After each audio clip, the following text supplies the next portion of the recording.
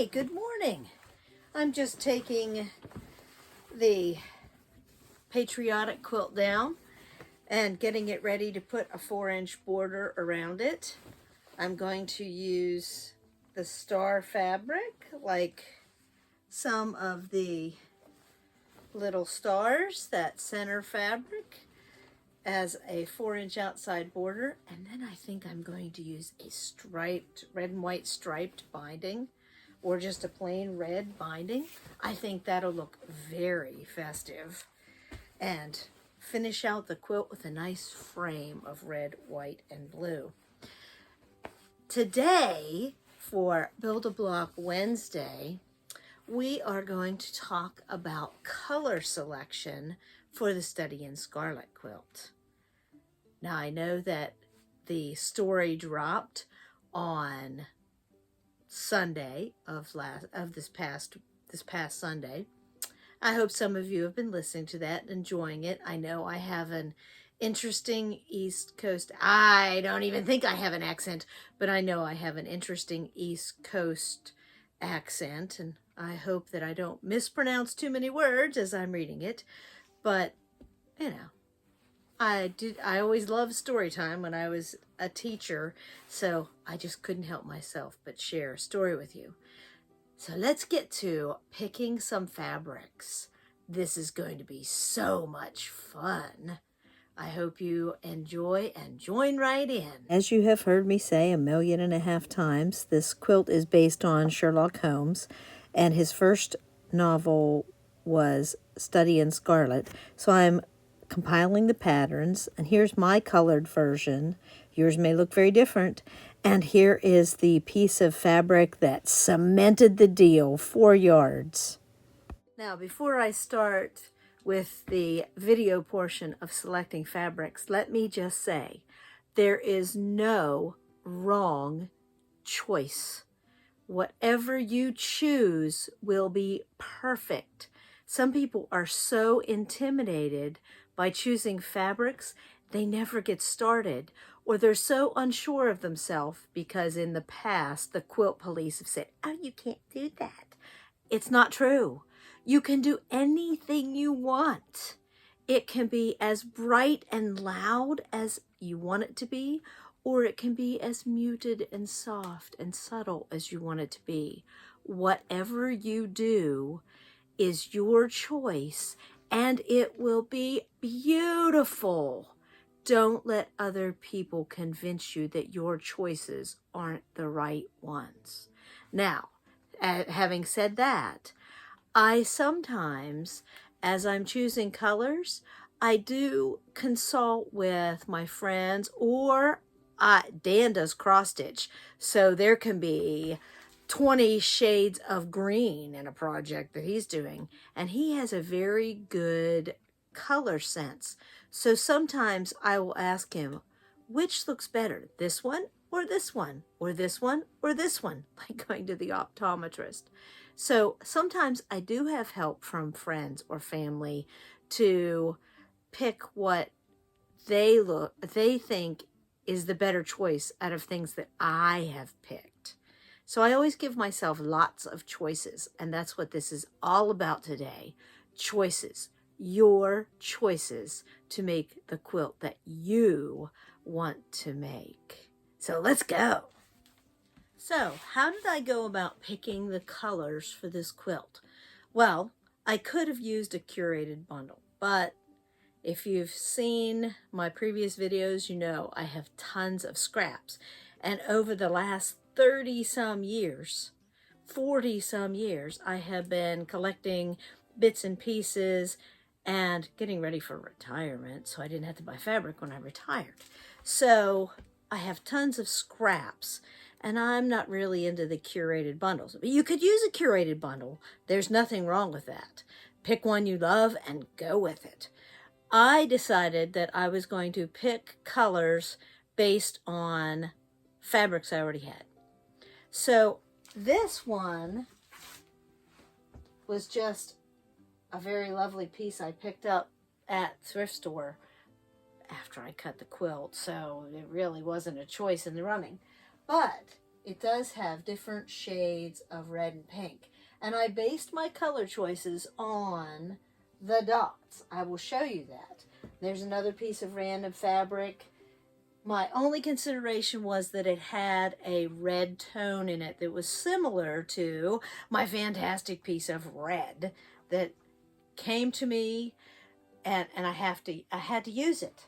So then I started looking at things from the weather quilt, and I'm not going to use the fabrics from the weather quilt in the Study in Scarlet quilt, but this fabric had a red that matched on those color dots.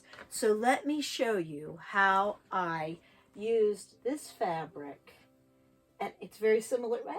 It's very similar to this fabric, the colors that are in there. So this one didn't have color dots, so I really didn't want to have to do extra work. I was being lazy. So I will show you how I use the color dots and this fabric to choose my Study in Scarlet fabrics. Let's go. Here is my inspiration. Let me pick fabrics and tell you all about it. Here is a close-up of the dye lot dots.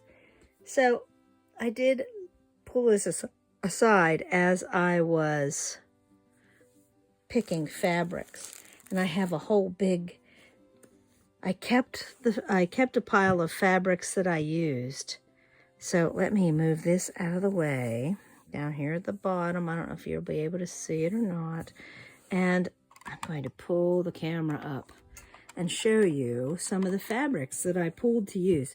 Now, as I pulled things, I had more than I could use, and I had to put half of them away. And see, some things were little, this is all that's left. A little bit of purple, and a couple different colors of yellow and tan, but they're all in there somewhere. And pink, light pink, and a darker purple, violet purple. So I just pulled colors that matched here, and then as I cut the blocks, I put them in a project bag. And there's the light blue that I've used for the background in several places, and some gray.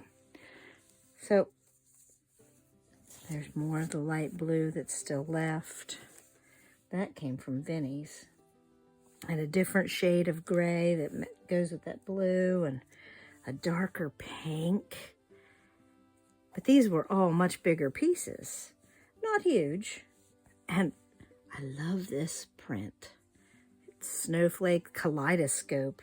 I've got this thing for antique kaleidoscopes. If you've noticed behind me, when up near the dolls, there's an antique kaleidoscope, and purples, because I love purple and red together, even though when I was in my 40s, a student got me a purple or a red hat. And this fabric, it was scraps when I found it, but it's got that peachy pink, it's got the blue, it's got the golds and the tans. So it's in there somewhere. Also, I'm going to move away from my little dots. And there's a couple, there's a couple more purples and purples. Lots of different colors and greens. And there's some of the red. I even worked this into a couple of the blocks as I cut them. And a very vibrant purple, because as you know, looking at the quilt behind me, you can see that there is not a dull moment, and some swirly stars, grays, and teals. So I pulled lots and lots of different fabrics to use. And this one, I did some fussy cutting. This looks like so like 1980s. But I fussy cut something for a piece out of this one, because it is a fantastic stripe. And even though it looks like 1980s is calling, it's still a good fabric. And some browns. So lots and lots of things from that. And more purples, and light green, and off-white. And this purple with some gold, because you know, the magpie in me is saying gold, gold. And I'm not even sure where I bought this fabric. It was a new fabric, and it must have been on sale. And blue, I believe that's a fossil fern, but I think it was a scrap, and some more swirls. So I've got quite a pile of fabrics here that are used somewhere. Black and gray, so anything goes, whatever color scheme you like. If you want to follow my color scheme, fine. If not, this one I bought at a yard sale, and they had a bunch of fabrics with the Frozen movie theme. So that is a fantastic, it's not a real snowflake, it has too many points. Real snowflakes, for those of you who would like to know, have 6 points, because water crystals have 6 points. If they're broken snowflakes, they might have less, but they don't have 8. But I still think that is absolutely beautiful.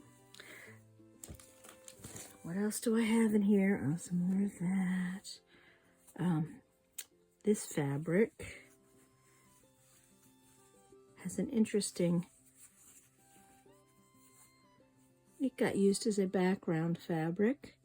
It's got little like paint flecks all through it. And then I even worked in some plaid. And there's some, I really was using whatever I had, some batiks. And there's a floral. This was really chopped up, and it was in several different baggies that I bought. I'm not sure what it was, but I fussy cut some flowers because those colors are all on my little dots. And there were several pieces where fussy cut looked really good. So lots and lots of places. And there's another green. Like I said, these are only the ones I used. I had more and more bins. And also the purple flowers got fussy cut. And then you'll love this. I don't know if you remember me talking about these. It's a vest. And I fussy cut, let me find I don't know where I fussy cut it, but I fussy cut it. I fussy cut some flowers out. It's a vest panel. I paid $1 for it. It's, decent fabric. It's a decent brand name. So I don't want to make a vest, but I liked the floral motif. So somewhere I have taken a chunk out of that and cut it up. Let me put these away, and I will show you. See, there's my little super scrappy bag of crumbs that later on will be made into something. The crumbs from kitting. Let me put this away, and I will show you the kits. I did choose a fairly large piece of fabric for a background color. I knew I didn't want to use white, because sometimes it's hard to match whites. But I did choose a fairly large, but it was scrap. So I'm going to say if you're buying yardage, maybe 2 yards, or buy something that you can mix and match. And I did use different background fabrics. This was the main background fabric, and then the speckly fabric was also used.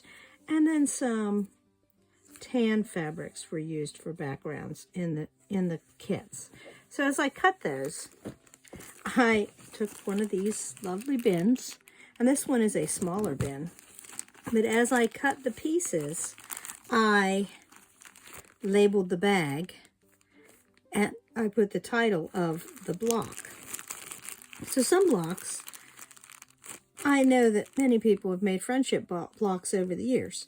So I put them in order, and I believe there are 22 different blocks. Now, some of them are made in multiples to fit, but it all fits when it's cut out in one bin. This is not intimidating. I am not going to give you directions to cut all the pieces at once because I need to double check the pattern as we make them to make sure I don't put the patterns out there unless I have tested them myself. And hopefully that will lead to little to no typos. So I have told you all about why I picked Study in Scarlet, how I chose my colors. You can choose them any way you want. Some people like a more curated quilt than I do. And I've talked about the coloring sheet. Story starts on December the 1st. Let me show you what it will look like when you're listening. Every first of the month, a new section. And you can listen to it as often as you want. So the first one will drop December the 1st. And that is on a Sunday. So it's an unusual day for me to drop a video. But the auditory part, the part you just listened to, because there's no fantastic pictures, drops on December the 1st. And that is the first of 14 months. It is not a block every week. Some blocks are pieced in sections. Sometimes we discuss cutting and choosing colors for the next block. And we look at placement on the quilt, on that coloring sheet, to find balance. So keep in mind, there's no right or wrong answer. You don't even have to use Scarlet if you don't want to. No judgments here on what colors you use. I hope you are excited to join in and follow along and play along. It will be lots of fun. You might want to get yourself some colored pencils and maybe a notebook or a clipboard. I love project boxes, all that good stuff. And let me show you another one, another fabric while I'm thinking about it. I could have gone with, I love this fabric, gone with this because it has a reddish color to it. It would have been great with red. And I could have used these, but it doesn't have my favorite blues and greens. So I ruled this one out because it was all very warm colors. And I didn't want it to be that warm. I do love this fabric though. I didn't work this one in because I found it after I had already cut out all the blocks. Maybe it'd work in as a border because it does have these colors in it. Anyway, I picked this color palette because it had such a wide range of colors for me to work with. I hope you have enjoyed me blabbing on about how excited I am about a study in Scarlet. And I will see you on Monday for Upskill Monday. See you later.